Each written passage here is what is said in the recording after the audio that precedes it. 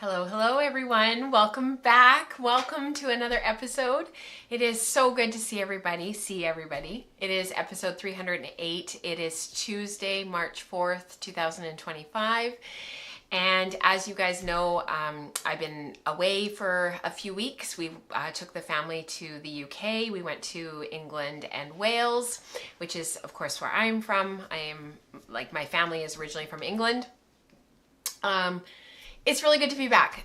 It was really good to get away. As some of you know, we didn't have a chance to get away at all back in the summer and into the fall. So it's kind of been a bit of a long haul through the last sort of 6 to 7 months, probably more like 6 to 9 months. And it was just really good to get away from everything here, have a break from thinking about all the things that I have to think about on a day-to-day, week-to-week basis. And I'll tell you all about it. I have a massive vlog to share with you at the end of the show. So what I actually decided to do, I was really torn, but what I decided to do was I created the vlog over the last couple of days. I downloaded all of our stuff and I looked at it and I looked through it, and it sort of, as I was putting it together, it was getting longer and longer and longer. And I know there are people here that are watching the show, that are participating in everything, who just aren't super interested, and I totally get it. You come here for the knitting and the spinning and sometimes the weaving. So what I decided to do was we're going to plug it in at the end of the show after community participation, because it's just over half an hour.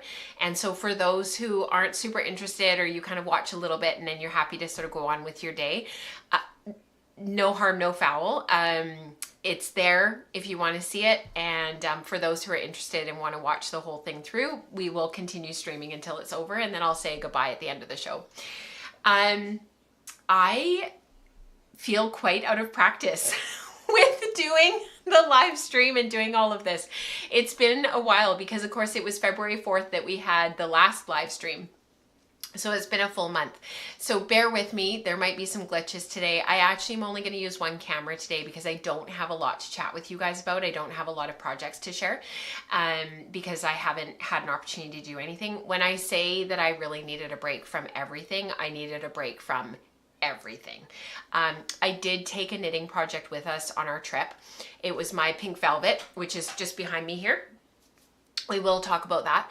I knit maybe 20 rows. I did get the yoke done, as you can see, but other than that, I did nothing. I didn't take my spindles. I didn't take any other projects. I was going to take a pair of socks, because I haven't knit socks for a long time. It's super, super portable. It would be super easy, but we packed so lightly that, to give up more space to another ball of yarn. I know that sounds like crazy, but I couldn't do it. I couldn't justify it. I knew that I probably wouldn't work on them, and I knew that I would probably only knit 5 or 6 rows. I just needed a break from all the things. I didn't even really read. I took a book, but I didn't even really read. Like, honestly, the whole time was the 4 of us together, just spending time together. We didn't have a lot of downtime where we just kind of, like, we didn't take a lot of time to just like do nothing, because we were so busy doing all the things that we wanted to do. And we literally ran out of time in every single place that we stopped. We ran out of time in Manchester. We ran out of time in Cardiff. We ran out of time in London. Mike and I did not want to come home at all. The kids were ready. They wanted to come back and see their friends and get back into their routine. They were both really missing school and soccer and all that kind of stuff. James really wanted to get back to the gym and get back to his weightlifting. And Mike and I were like, yeah, no, we're pretty happy to just like stay here and just like not go home. And of course, yesterday morning, Monday morning, we kind of hit the ground running. So I will tell you more about that in a little bit, but it really was a good reminder to me that why this trip was so important and why having that time away and having that true break was so important. And yeah, so I'm doing really well. I feel really good. The kids had a great time. Mike had a great time. We're still jet lagged. I'm absolutely exhausted. I've been up since 4:30, but that's okay. And it was funny last night at dinner time too. Mike turned to me and he says to me, "So about that British passport," and I just like burst out laughing.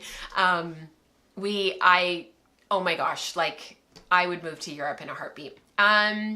Not because I don't love Canada, because I do, and I'm very proud to be Canadian, and I love where we live.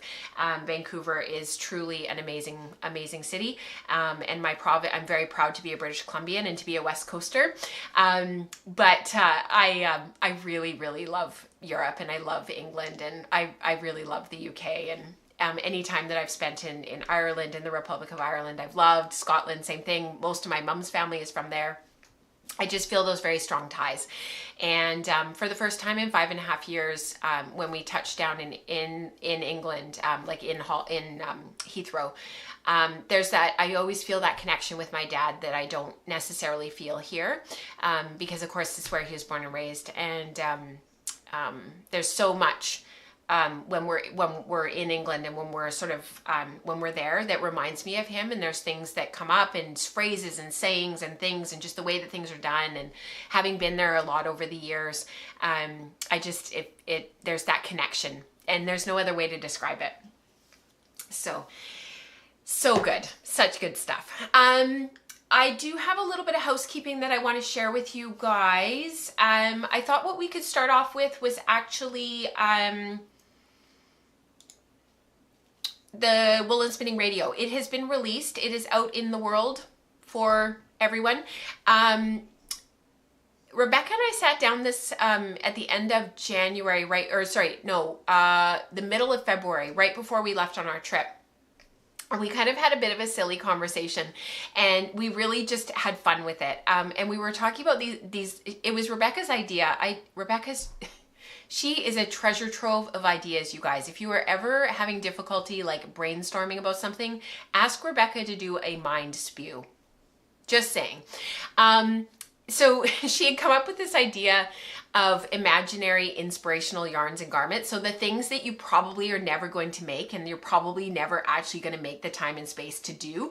But if time was never an issue and things were not a problem, what would you do? Like, if you had like an inordinate amount of time to do something, what would you make and what would you do? And that was our conversation. So it is available everywhere that you catch your audio podcasts. It should be good to go on iTunes. I know there was a bit of a problem last month, and it was just because I had messed up at my end. So everything should be fixed. Everything should be good. You guys should be able to get it on like Spotify, iTunes, all the places. Google Play. Google Play, is that even... They're getting rid of that, aren't they? Or Google Podcasts. They're getting rid of Google Podcasts. Anyway, whatever. It is available. You can find it wherever you catch your podcasts. And that should be good to go. So that's out now. That's available. And actually, I'll link to the direct Patreon post for you guys, for those who like to listen on Patreon. I will just throw it in the chat for you guys. Maybe when the children are at uni. Okay, so funny story, Christine. Him and I are actually talking about that, because I've always wanted to live in England or live in London for a year. And I can get a British passport, and it would just be like so easy to do that. So anyhow, it is something that him and I have talked about off and on over the years, because the other thing too is in the tech sector, people working remotely and working from distance, but also working from like other places in the world is becoming more and more common, because of the asynchronicity of how the work is done. So it's definitely something that him and I talk about all the time. And it also depends on where the kids are. Like, I'm just spitballing. I have no idea if this would ever happen, but like, let's say Nora ends up playing in Europe, like for soccer, football, we would totally do something like that, just to be closer to her, just to like be nearer, to be able to support her. So there's like all these like spitbally type ideas that we're always just... So I am a realist, and Mike is very much a realist, but I'm also a dreamer. So when people, as you get to know me better, and as you kind of get to know me sort of in my like sort of personal life, one of the things that I'm really good at is just like spitballing ideas and brainstorming. And Mike always calls me like a bit of a dreamer. And, but I'm also a realist. But these are some of the things that him and I are constantly like throwing out there into the stratosphere. Because one of the things that we sometimes talk about is selling the house and having a small apartment in Vancouver and having a small apartment in Toronto and spending part of our time between the two places so that we can spend more time with his family. So there's all these like ideas that him and I are always like, you know, spitballing. Yeah. Oh, that's so interesting, Rebecca. She said that's how my BFF's family ended up in Switzerland. Her dad's from there and they got all their kids dual citizenship, and then the two of the kids moved there and the parents are there now too. You know, I think that's actually really common. I think in today's world, I think it's very common for people to travel back and forth and to spend time in the places if they are able to. In the places that their family was sort of originally from, like their ancestry, there's that like connection. So, silly radio show this month. Rebecca and I had a lot of fun recording it. In the comments, we've asked everybody to leave a little note about what their imaginary inspirational yarns or garment would be. If time was no issue and you could do whatever you wanted, make something, even if you don't feel like you have the skills yet or would maybe never have the skill, if it's something like way beyond you, like you would need a jacquard loom or something and you know you're never going to own one, whatever it is, throw it in the comments because we were really curious about what people thought. I want to give away the remember on the last show I had asked everybody to leave a comment down below in episode 308 for their what's one part of your hand spinning process that you can't live without. And I was going to send this, or I am going to send this out. It's the Sweet Georgia Yarns Trifecta base, which is 75% BFL, 15% mohair, and 10% silk. And this colorway is my colorway that I designed, and it's called Wesley's Field. And I'll be sending this out to somebody in the community. But what I thought we would do is before I gift this, we'll do the housekeeping video and then we'll come back and do this next.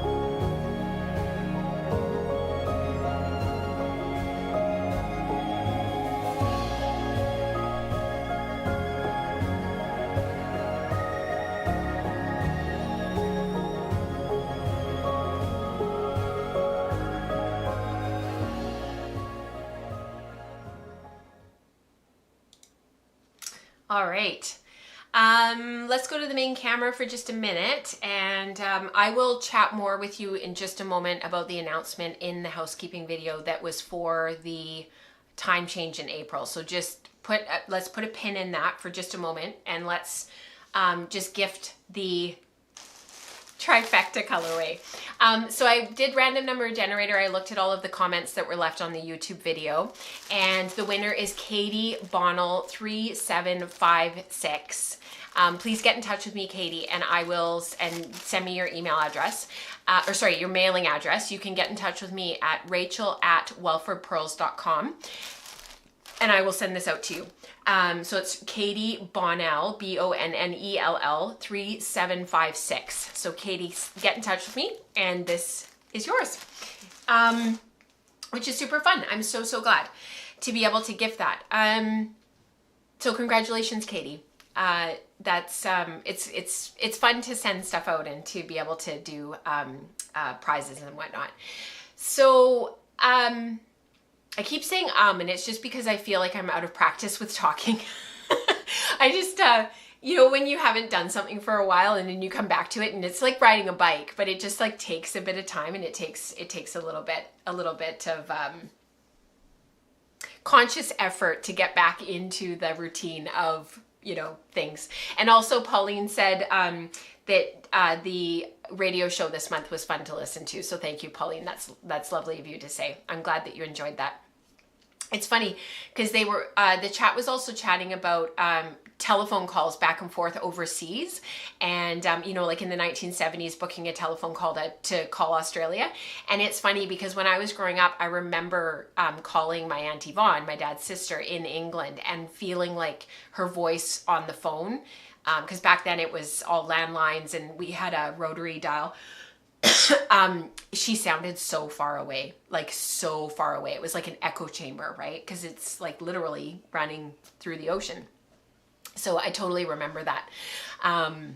So interesting. And now, like, we just have our cell phones. Like, we had data and texting and phone calling and everything while we were away. Like, we just put a temporary plan on our phone for 3 weeks, on both of our phones respectively, to be able to text and call and have data while we were overseas. Like, and it cost us like $7 Canadian. It was crazy. So it's so easy now. It's so easy. It's funny because you go up into rural Canada and there's no service, or like what happened to me in the summer on the Coquihalla in rural BC, British Columbia, with Nora, when the car broke down, and and there's no service, and you feel so stranded. And now, of course, you feel so unsafe because we're so used to being connected no matter where we are. So it's interesting how that happens, right? Oh, thank you, Dorothy. That's very kind of you. Thank you. All right, we are going to shift gears slightly for just a moment before we run the intro credits. And what I am about to share with you is deeply personal. And I have waffled for the last 3 months about whether or not to say anything on the show, and whether or not to share, and how much to share, and what to share. I feel like I have had some really incredible and kind and generous and very gentle advice about what to do over the last few months from a couple of key people in the community. And I was really heartened and encouraged by Rebecca when we chatted about what I was going to do and how I was going to talk about this with you guys. And she really helped me sort of get my words and figure out how I wanted to say it and what I wanted to say. So my heart's pounding. So excuse the ums and every time I say it, I cringe inside. This is really hard to share, but I also want everybody to remember as I'm sharing that this is sort of best case scenario, and that there's a lot of unknowns for me over the next few months, but that I'm in extremely good hands, and things are not as dire as maybe as I start to talk about it that you guys might feel. So I'm sort of just framing that so that people aren't really super upset, or I don't want to trigger anybody or anything like that. Back in November, some of you will remember that I took a sabbatical for a couple of weeks. And the reason for that was actually because I had to have urgent surgery to remove my tonsil on the right-hand side. And I'm not going to go into a lot of detail and sort of go into all the nitty-gritty, partially because this isn't the space and it doesn't need to be, we don't need to dissect it here. But it was to remove my tonsil because it had flared up and become inflamed over the last sort of 3 to 6 months. It was probably part of what was causing some of my voice problems with the podcast, because since it's been removed, I actually haven't had issues with my voice, which has been really positive. But we ended up going in urgently to remove that tonsil, and that's why I took those couple of weeks off. It's because I was recovering from surgery. And post-surgery, you guys are amazing. You're going to start making me cry. So I'm not going to look at chat right at this second, because I know what you guys are saying, and you guys are so incredible. So anyhow, long story short, the pathology came back positive for type B lymphoma. and which is a type of cancer for those who maybe aren't familiar with some of the English medical terms. And that is actually why that first episode in December when I was back, I think I was sort of expecting to come back feeling refreshed, post-surgery, I've recovered, healing, blah, blah, blah. And I was actually quite flat and feeling quite, flat. I think that was the best word, because I had just gotten the results on the previous Friday. And my ears, nose, and throat surgeon who did the surgery, he was incredible, you guys. He was amazing. If we could all just send him a huge, thanks. Just throw a prayer if you pray, or thoughts up into the universe for his kindness and caring and just his skill and how incredible he was. He was awesome. Anyhow, he had shared the news with me on the Friday, and then I had to wait for a CT scan. And I actually, again, had an incredible, everything. Thus far, there has been so many things that have just lined up and worked out really, really well. I just have so much to be thankful for. But long story short, I got in for my CT almost immediately, which they had told me there would be a huge delay and I wouldn't get in right away and blah, blah, blah. But of course they did a pan scan. So that means that they did a full CT scan. And my GP, who's also incredible, called me the next day with the results, rather than making me wait until January when I was going to see oncology and talk to oncology. And she let me know that my CT scan was clear. So praise be, that was a huge load off of my chest. But I knew that I still had to sort of go through all of the motions with BC cancer, and so going through everything that I've been going through for the last few months. So I met with, so without going into a whole bunch of detail, because we're just going to be here all day, the long and the short of it is, I do need treatment, because surgery is not the first line treatment for lymphoma. And I will be having my treatment in some time in April or May. I'm not going to go into all the details. I think for those of you who are medical in the community, you can probably sort of figure out everything. It's radiation, it's not chemo.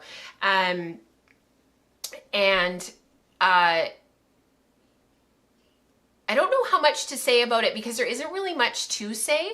I am not looking from the community for any advice or feedback. I don't really want to talk about this. If a really wonderful way for you guys to show your support and be a part of the community and just be here and be in this place with me is to talk about what we really love to talk about, which is spinning and knitting and weaving and just being together and sharing our lives together. That is what I'm asking for from you guys. I have an amazing support network. The community is definitely part of that support network, but I also have sort of a bit of a journey over the next couple of months that I need to honor. So that is why the podcast is going to need to move to 12 noon, because our lovely, wonderful Rebecca will probably need to step in and has offered to and has the skill and the ability, and we all love her so much. She is obviously one of the backbones of this community, to step in if I can't do the live stream, if there's episodes that need to be missed. Because one of the things that's been really important to me over the last few months is to actually keep as much normal as possible and to keep in the routine and to be doing my making and to be doing all of this stuff.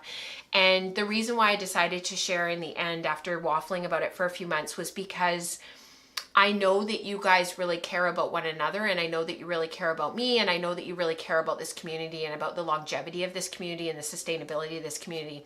And we all recognize that there's things that happen and things come up in life, and I'm not apologizing or anything like that.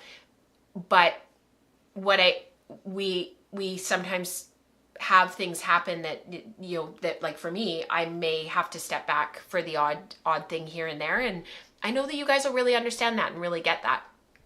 I just really appreciate all of you. And I want to thank you all for that. And that's actually why the trip why our trip was so timely. We didn't realize that all of this would end up happening all at the same time. But my oncologist was like, you like go. He's like, this is not important. Like, you know, your diagnosis and all of that is not, you need to go and have your trip and enjoy it. So I will speak a little bit to that side of it, to the prognosis side of it. With treatment, the prognosis is extremely good. It's greater than 90% cure. That's not a 5-year disease-free or a 10-year disease-free. It's cure. This is like absolute best case scenario. One of the things that my GP said, my oncologist said, my ENT guy surgeon said is like, this is early. I am stage 1A, which means that I don't have any other systemic symptoms. There's no weight loss. There's no other symptoms. My blood work is perfect. And so without going on and on about it, and without sort of, you know, creating like an entire podcast episode just about this, because I really don't want to talk about it anymore. Know that I am really well and that I feel really well. And the reason for doing the radiation is because lymphoma is not treated with surgery. There may or may not be microscopic disease left at the site. And that's the reason for doing very low dose, 2-week run of radiation. The one thing that I will say that I was having a little bit of difficulty kind of getting my head around is I may have some hair loss with the radiation, and that's actually been a little bit difficult for me to sort of get my head around. So you may notice some changes in my appearance and in my hair and whatnot. And I know that you guys will be really loving and very kind about it, but I think that for the first time in my life, I've really seen, really felt and experienced some of those feelings of coping with some of this stuff and being told some of that stuff. And as a nurse, I've broken that news to people, and I've talked to people about changes that they may experience and all that kind of stuff. And it's different on the other side of the bed. So I appreciate all of your love and support. Thank you so much. You guys are incredible. I've unfortunately been through this with my dad. And of course he had esophageal cancer. It was stage 4. It was very, very aggressive. And I think one of the things that's been really helpful is my oncologists know that. And so they've been amazing with me about helping to ensure that there's no re-trauma, like more, what's that word? Jenny, help me. The trauma. When trauma happens again and again and again, like when you're re-traumatized, that's what I'm looking for. So,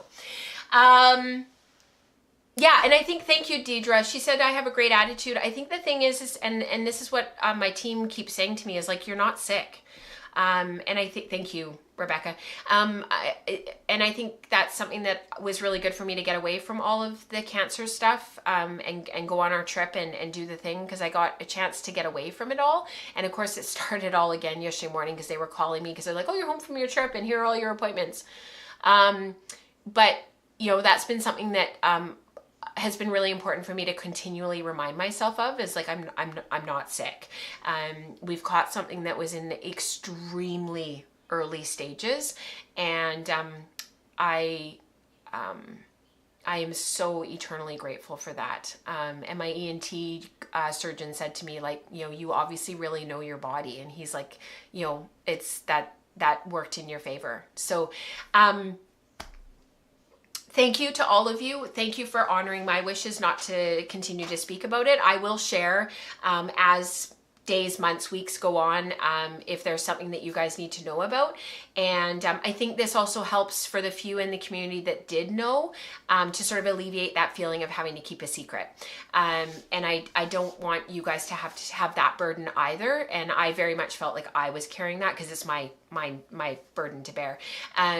And so I hope that just as a community, that being really open and really honest just helps. So let's get on with the show.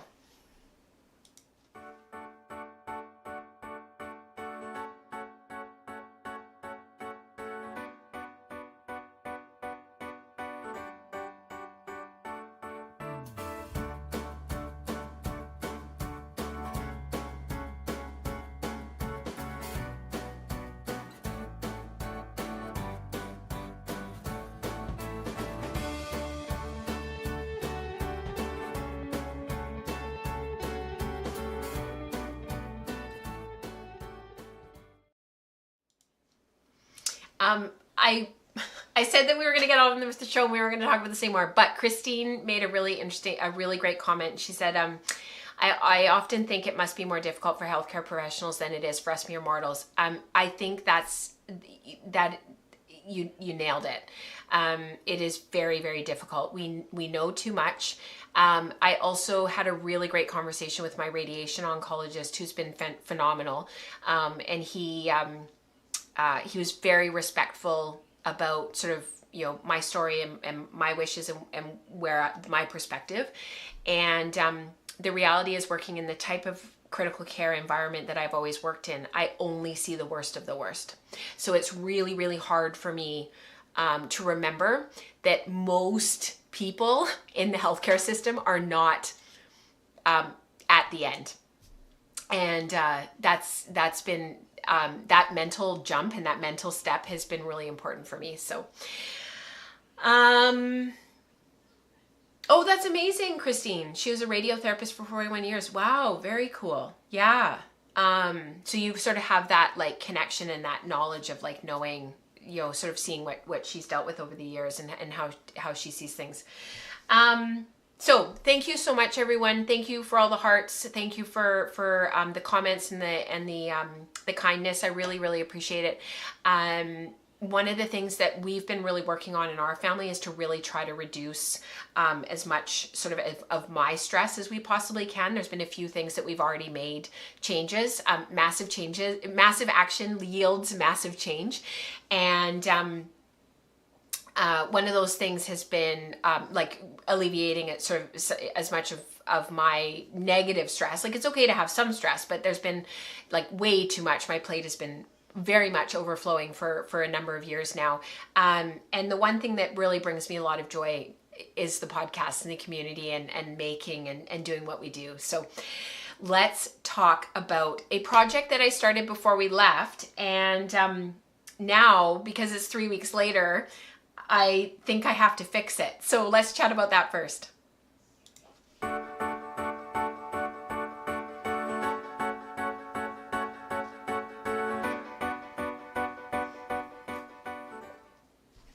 Okay, so I bought this fleece back in the summer in August with Rebecca, and it's from All Wound Up in Castor, Alberta. And I think that's right. Yeah, Castor, Alberta, I'm pretty sure. Anyways, Megan is incredible. She's a veterinarian. I've talked about her on the podcast before. And if you go back and watch the episode for Knit City, the recap back in August, I think I did the recap the first show in August 2025. Might have been the last show in August, but I'm pretty sure it was the first show in September of 2025. This was one of the fleeces that I bought, and I talked about Megan and her background as a veterinarian and so on. This is one of the fleeces that she sold me, and it's a Rambouillet. It's a 100% Rambouillet. So I had this washed and scoured back in the fall. I haven't done the whole fleece. I've only done part of it because it's a big fleece. And I don't know if you guys will be able to see, but there's just incredible crimp structure in there. I don't know if the camera's going to adjust. Come on, camera. Might not want to. Oh, there we go.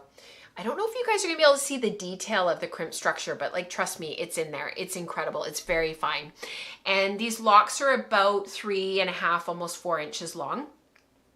So I've been lock popping them just to get the trash out, because there is quite a bit of VM, which Megan and I chatted about in the booth at Knit City, Calgary back in August, because her flock are out on the land. She raises them to have hand spinners fleeces, but she can't micromanage like 350 head. And so I've been kind of working my way through and lock popping this little sample. I think I washed a pound. I'm pretty sure I did. I used 2 tablespoons of power scour for the first wash, for the first scour. And then I used 1 tablespoon for the second scour. And then I think I did 2 rinses, if my memory serves. I've got it written down somewhere.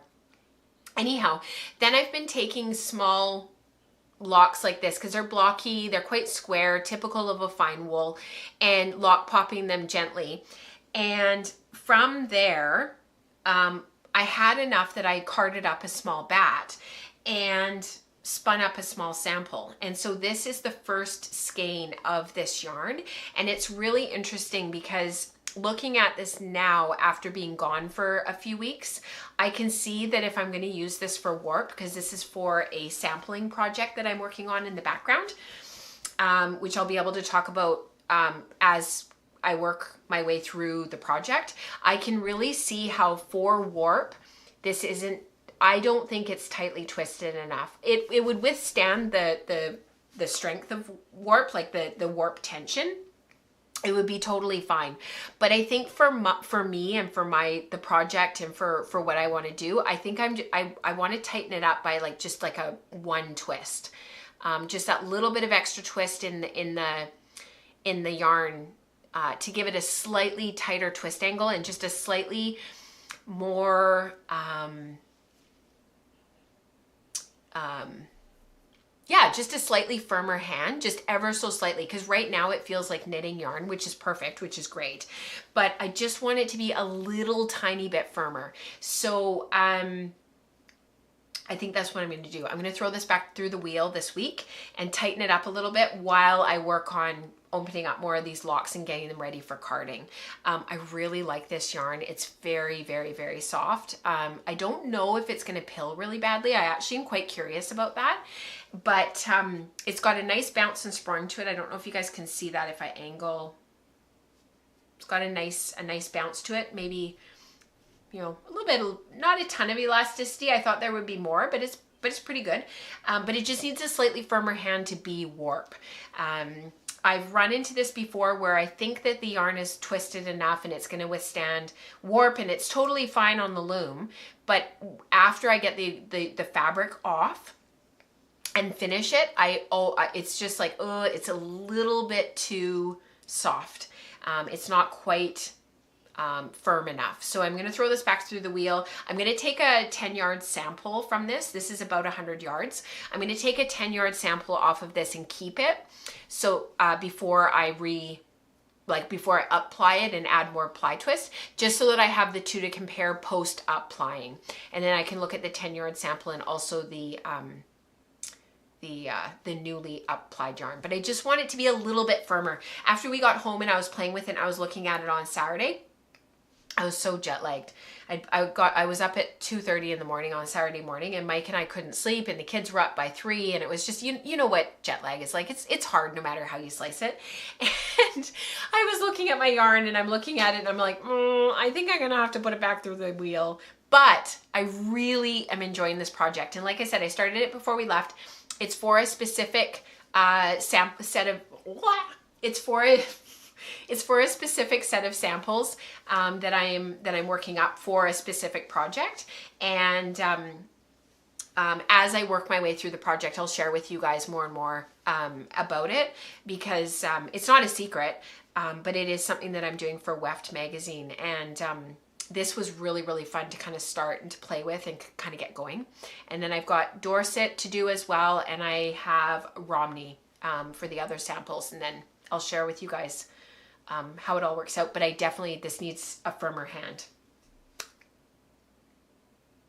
Oh, Dion has a great question. Did you pull the fleece apart a bit when you scoured? I did. I did, because it was quite dusty. So I pulled, like, as I was working my way through the fleece to get it ready for scouring, I kind of just aired it out like this, so that the water could get into it and it could scour, and it feels really good. It's scoured enough, but there's still quite a bit of, not a ton, but there is some VM in it for sure. And the lock popping has helped to just get the last little bit out, which has been really helpful. Lisa, I love you so much. She says, I don't know what we were talking about because I'm super late. So all I got is that I support you 1,000,000%. Thank you.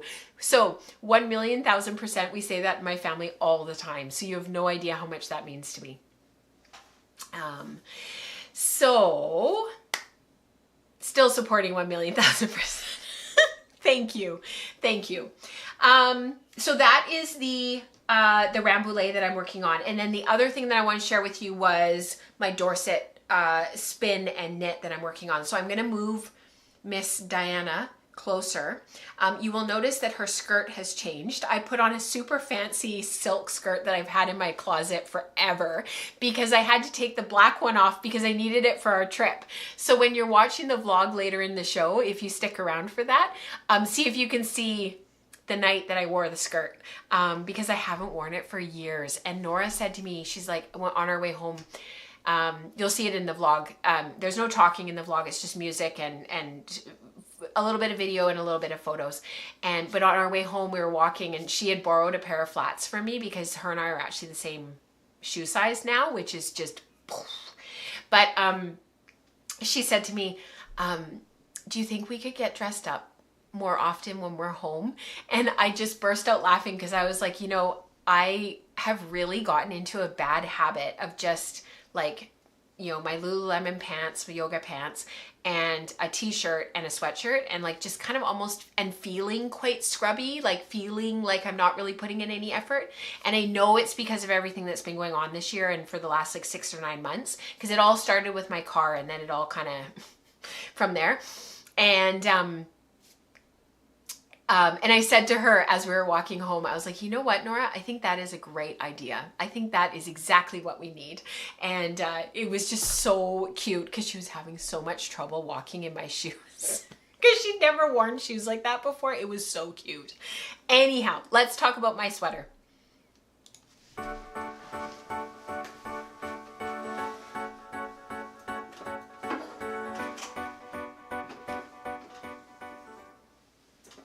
Okay, so this knit was the yarn that I dyed. It was the Dorset that I worked on through the summer. I don't know if you guys will remember. This was from a fleece that I had split with my friend Diana, who's part of our community and a pillar in our community, as well as a few others. And this was sort of what I had left over from, like, this was the fleece that was my part of the fleece, if you will. And I dyed all of this back in the fall when I was playing around with getting solids and semi-solids and tonals and whatnot. The camera just doesn't like this color. It's not reading it properly. It looks neon on the camera. I promise you it is not neon. It is a very gentle, washed out seafoam green. It just, the camera can't read it. So what I did, and I talked about this on the podcast, and Dion helped me, like, thank you, Dion. What I did was I soaked all of the yarn in this seafoamy kind of bluey. It was the primaries. It was yellow mixed with cobalt blue, and I think it was like a 0.5% depth of shade, if I remember. I soaked it and then I brought it up to temperature and added the citric acid and did all of that. And I got this beautiful color as a result.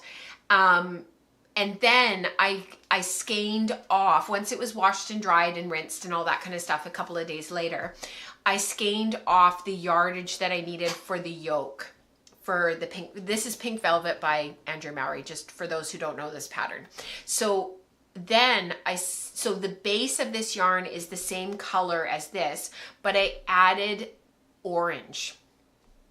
It was, what's that colorway called? What's the color called?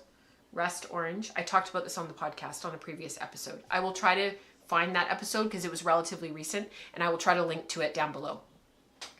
Note for self. If I don't remember and people want to know, just reach out, send me a note. So then I got this gorgeous plummy purple color. I love this color. And I think they coordinate really well as a result, because the base is the same color. So this ended up being the yoke, and I divided for the sleeves and the body. So when we left for our trip, I was about here-ish. And this is what I worked on through our trip. So I did work on it quite a bit on our way home. By then I was feeling rested and refreshed. And I worked on it in the airport when we were waiting to board coming home. And I also worked on it on the train from Cardiff to London. And I got quite a bit of the color work done. It's knit on 3.5 millimeter needles, US size 4. Yes, US size 4. I'm getting better. And then the collar, the ribbing at the top here needs to be done. I'm quite concerned that I'm not going to have enough yarn to do 3/4 length sleeves. I have another skein of this, but it's half of this size. And so I was sort of debating when we were coming home, you know, do I knit the sleeves and then go back and use whatever's left over to do the body, and put on the collar now and then do the sleeves to the length that I want and then do the body. But then I walked into the office and I was looking at this beauty that I did this winter. So this sweater, the reason why I knit this so fast was because this was the sweater I was knitting when I was recovering from surgery. I cast on 3 or 4 days after I had had the surgery, and I just knit and knit and knit and knit for that 10 days because I was pretty catatonic.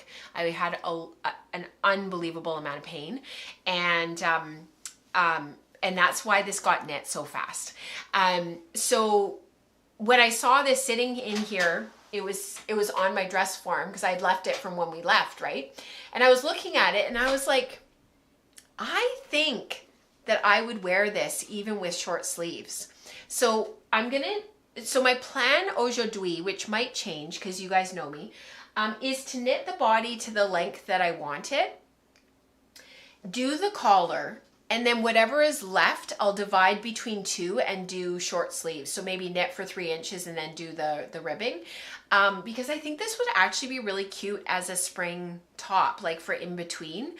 Because I often want something that's warmer, but I don't want a long sleeved because it's like not cold enough. And I think I might actually wear it more because our climate here is just so mild, and I don't necessarily need another like pullover full like sweater. And because of the constraints of the yarn, I would totally make the proper length sleeves if I had enough yarn, but I don't think that I do. So that's what I'm toying with and playing with my very fancy skirt. Yeah, I'm really happy with how this has come out. Yeah.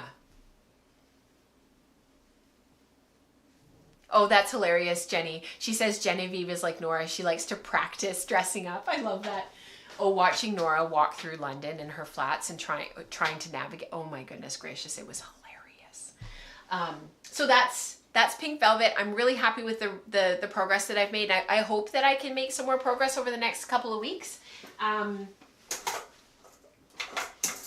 I don't, as you guys know, over the last couple of years, I haven't had a ton of time to knit. Like I just don't, if I have a chance at home to sit, I don't tend to pull out my knitting. I tend to pull out my spinning. And I am still working on my trifecta. I'm almost done. I'm down to the last 1/6 of the braid.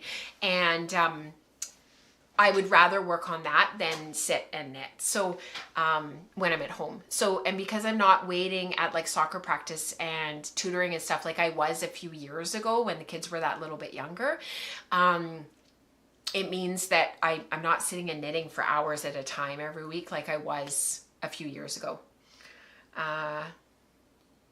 You know, Christine, I thought about that, but I don't think I have enough yarn.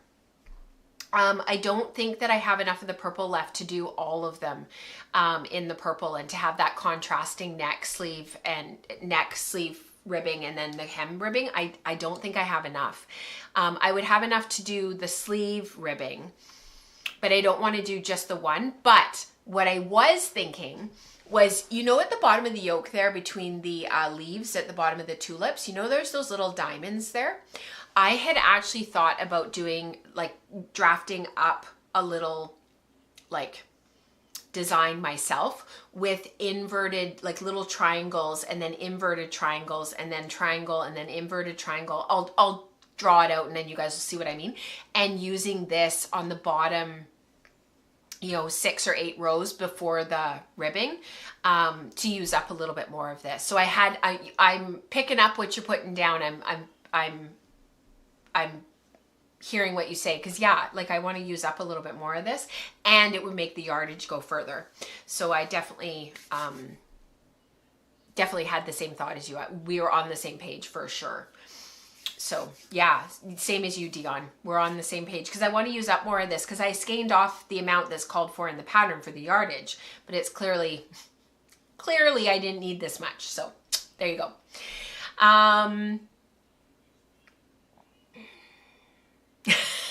Yes, Amanda, reminds of the toxic looking copper green on my screen. Yes. Yeah, it's funny how certain colors, like like a color like this, the screen just can't do it, can't pick it up. It's funny how that happens. All right, let's do community participation next, and then I will share with you our trip to England.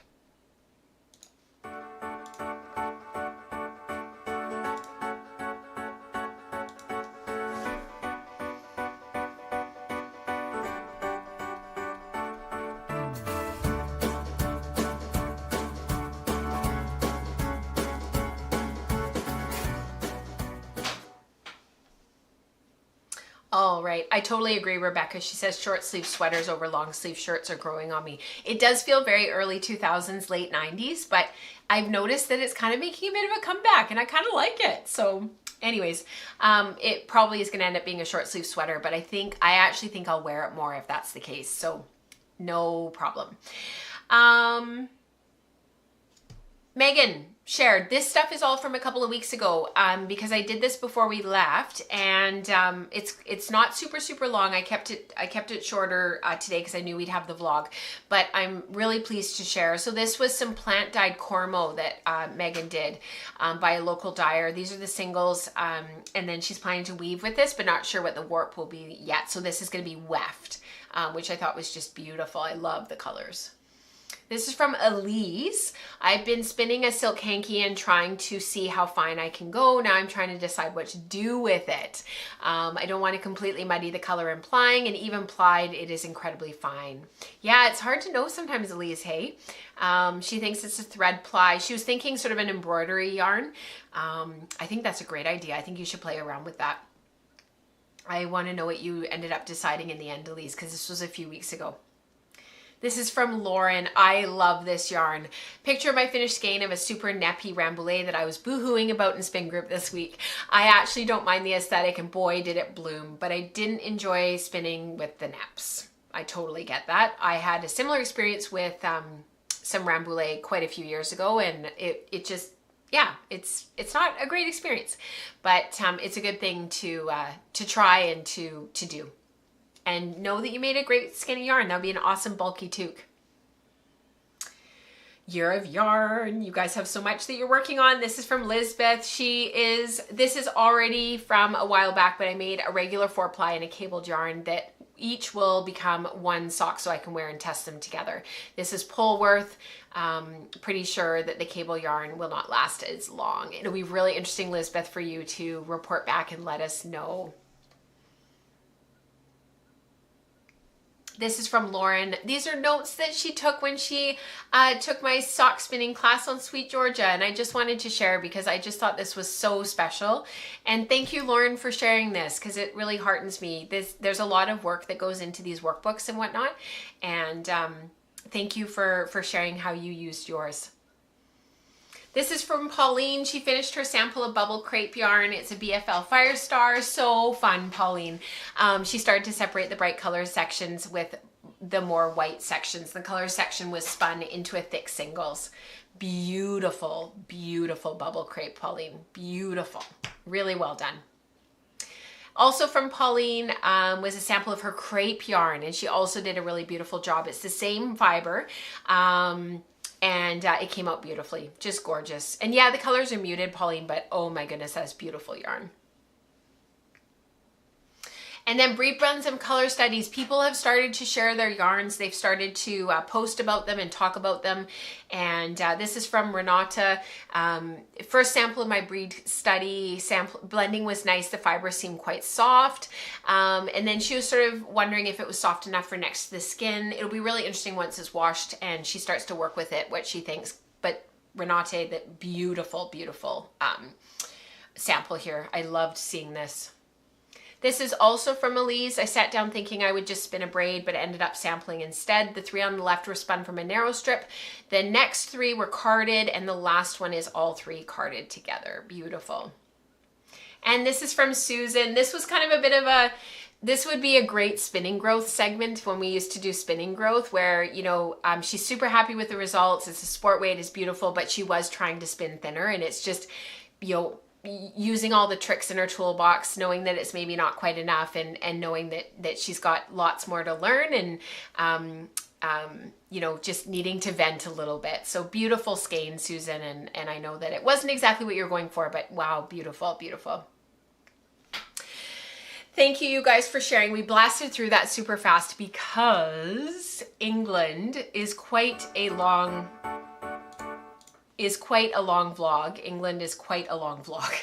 So I hope that you guys enjoy it. I will see you on the other side. It's about half an hour. If some of you decide that it's too long and it's not what you want to watch and what you want to spend your time on, that I totally understand. We can say goodbye here. Thank you for listening about what's been going on with me earlier in the show. I really appreciate your love, care, and support. And let's get into our England trip.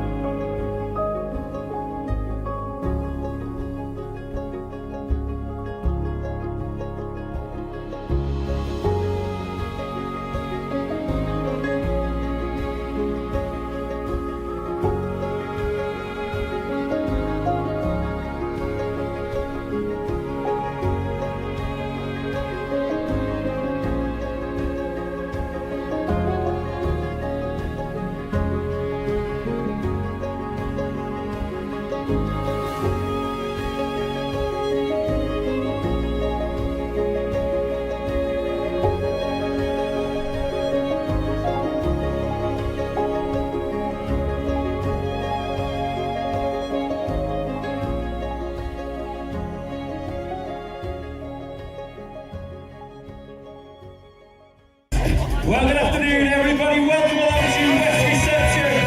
The team has arrived, so make some noise for Manchester City and our manager, Pep Guardiola. Pep and the backroom staff are making their way into the building. 3 o'clock kickoff on a Saturday. What is not to love? As we welcome our first player off the bus, our new signing, Nico, followed by Yoke. He's got that row. Make some noise for Rico Lewis, followed by Nico O'Reilly. Following Nico.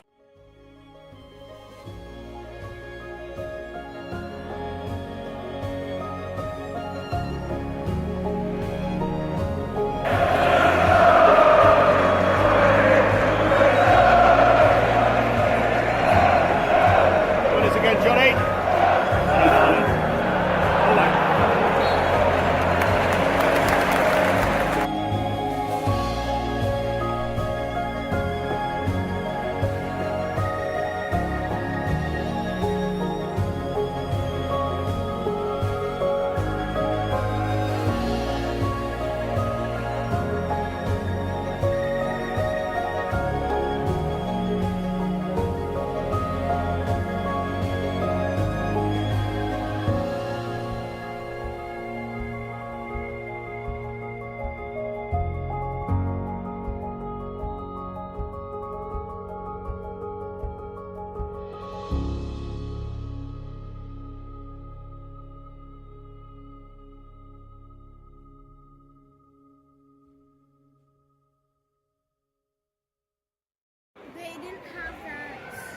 No, not in the 1800s.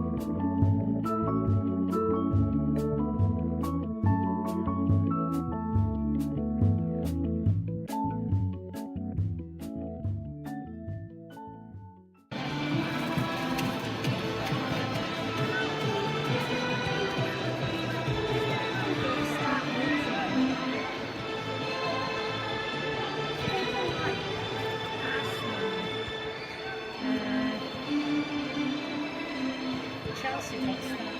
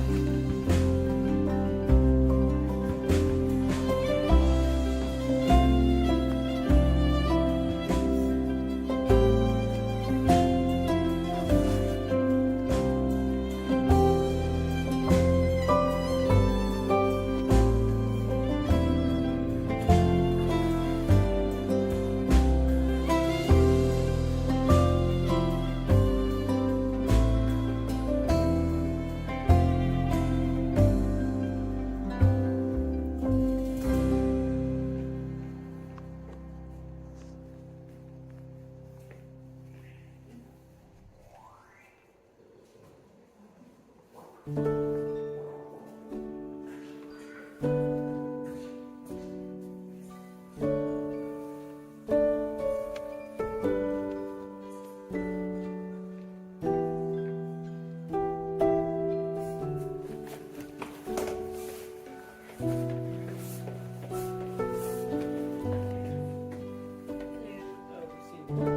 she's downstairs in the kitchen. I don't know. I haven't actually been up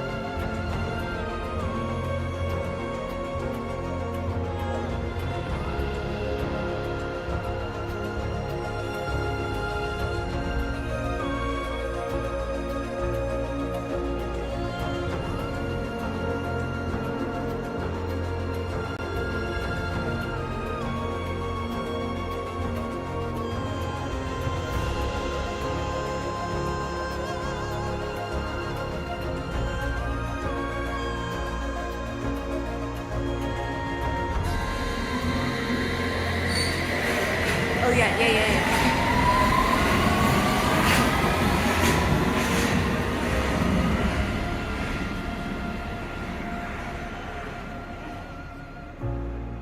Please stand behind the yellow line on the platform at all times for your safety.